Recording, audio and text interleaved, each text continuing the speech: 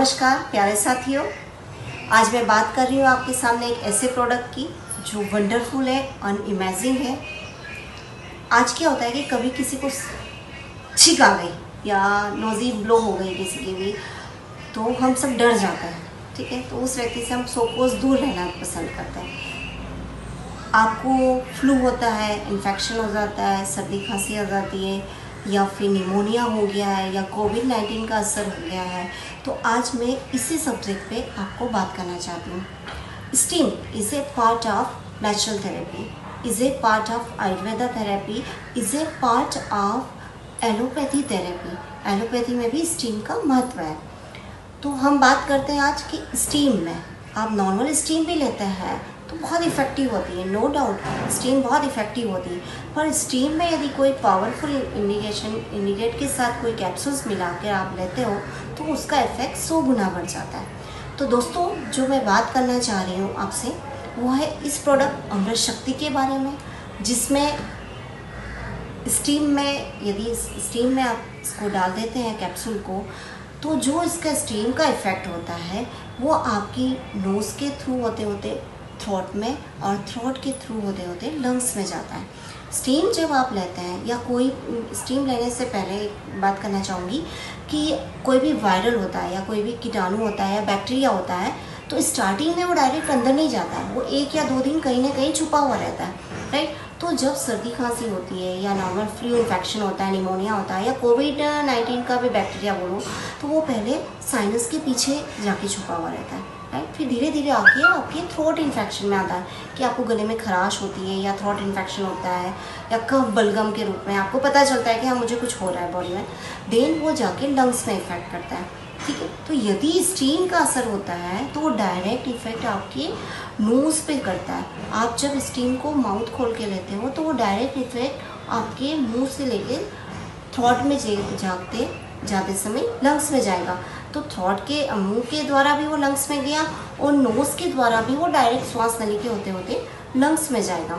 तो दोस्तों, मेरा नाम डॉक्टर नमिता महावीर जैन है, मैं अहमदाबाद से हूँ, और मैंने लगभग कोविड-19 के पेशेंट 130 अबाउट ठीक किए, फ्री ऑफ कॉस्ट ठीक किए।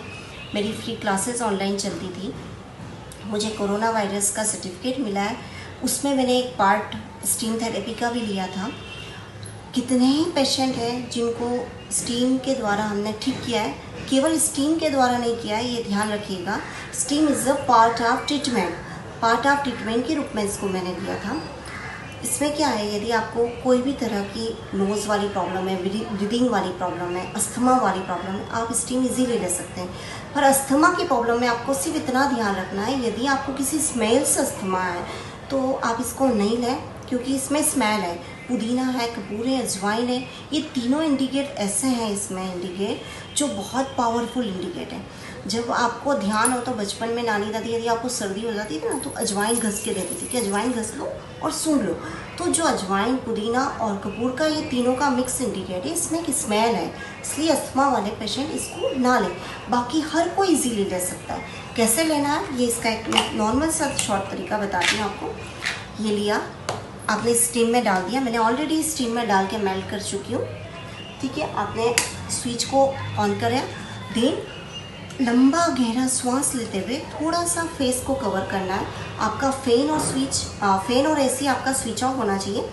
आपकी नोज़ तो ऑलरेडी खुला है, पर आपके माउथ को खुला रख के आपको लंबी गहरी श्वास लेना है। देखिए, लाइक दैट, लंबा गहरा श्वास लेना है ताकि वो नोज़ के थ्रू भी जाए और आपके मुंह के थ्रू भी आपके लंग्स तक पहुंच जाए। बहुत ही प्यारी स्मेल है, मुझे इसकी स्मेल बहुत पसंद है। इस तरह से आपको स्टीम लेनी है।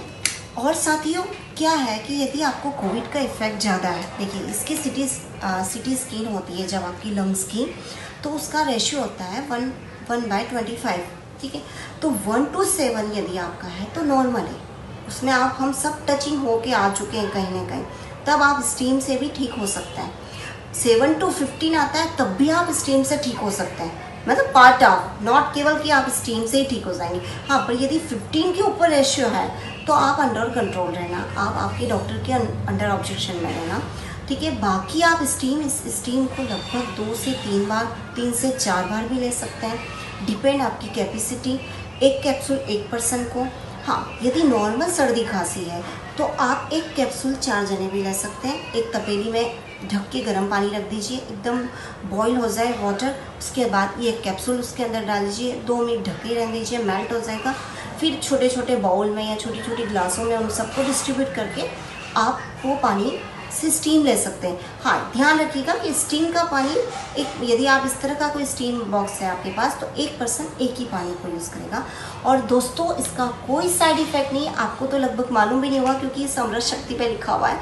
मोस्ट ऑफ इसको 99% लोग इसको स्टमक प्रॉब्लम में रहते हैं। पर मैंने इस पर न जाने कितने ही पेशेंट को, कोरोना के पेशेंट तो मैंने बताया आपको, क्वारंटाइन पेशेंट भी न जाने कितने क्वारंटाइन, नॉर्मल सर्दी खांसी, निमोनिया, जिसको 65% लंग्स में निमोनिया हो गया, उनको भी ये स्टीम दिलाई है। इज़ अ पार्ट, ठीक है। तो आप एक बार ज़रूर ट्राई कर दिए। Thank you so much. Bye, have a nice day, take care, स्वस्थ रहें, प्रसन्न रहें।